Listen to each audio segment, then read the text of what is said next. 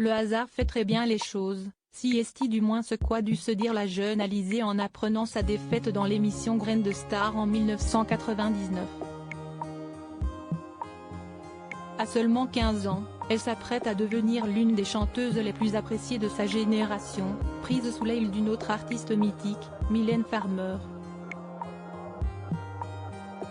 Cette dernière se trouve devant son poste de télévision aux côtés de son compagnon de l'époque et producteur Laurent Boutonnat. Le couple recherche la chanteuse qui pourra interpréter le morceau Moi, Lolita, impossible à chanter pour l'interprète de Libertine, et repère l'évidence chez la jeune Alizée. L'adolescente, dont les parents ont été contactés, fait le voyage en famille à Paris pour rencontrer Mylène Farmer et le producteur. L'osmose est là, le destin fait le reste. On avait l'impression qu'Alizée avait fait ça toute sa vie, c'était magique et en 15 jours, elle était sur toutes les radios. Et si est partie dans le monde entier, en français en plus, confie Laurent Boutonnat dans un long entretien avec Le Parisien, lui qui se fait rare dans les médias et qui n'avait pas donné d'interview depuis 15 ans. Un rêve et de beaux projets stoppés net par les histoires de cœur de la jeune Corse. Elle a repris son contrat. Alizée n'a pas 20 ans quand elle fait la rencontre de Jérémy Chatelain, fraîchement débarqué de la Star Academy.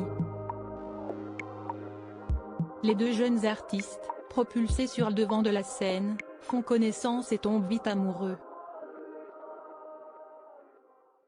Aux grands dents de Mylène Farmer, de Laurent Boutonnat et des projets qu'il avait en réserve pour la jeune femme.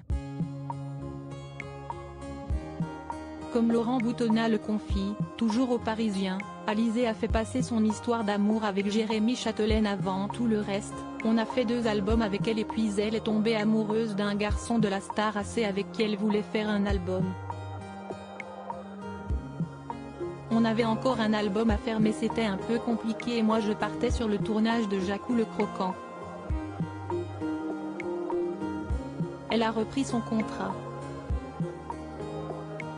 Alizée et Jérémy Chatelain se sont mariés à Las Vegas en novembre 2003 et ont eu une fille, Anneli, née le 28 avril 2005.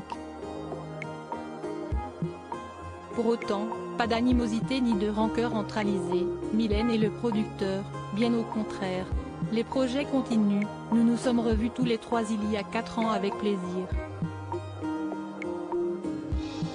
Si est d'ailleurs Alizée et son mari Grégoire Lyonnais, rencontrés sur l'émission Danse avec les stars, qui ont conçu les chorégraphies du premier single de Julia, The Voice Kids, note de la rédaction, que l'on a produit avec Mylène. L'histoire continue de s'écrire.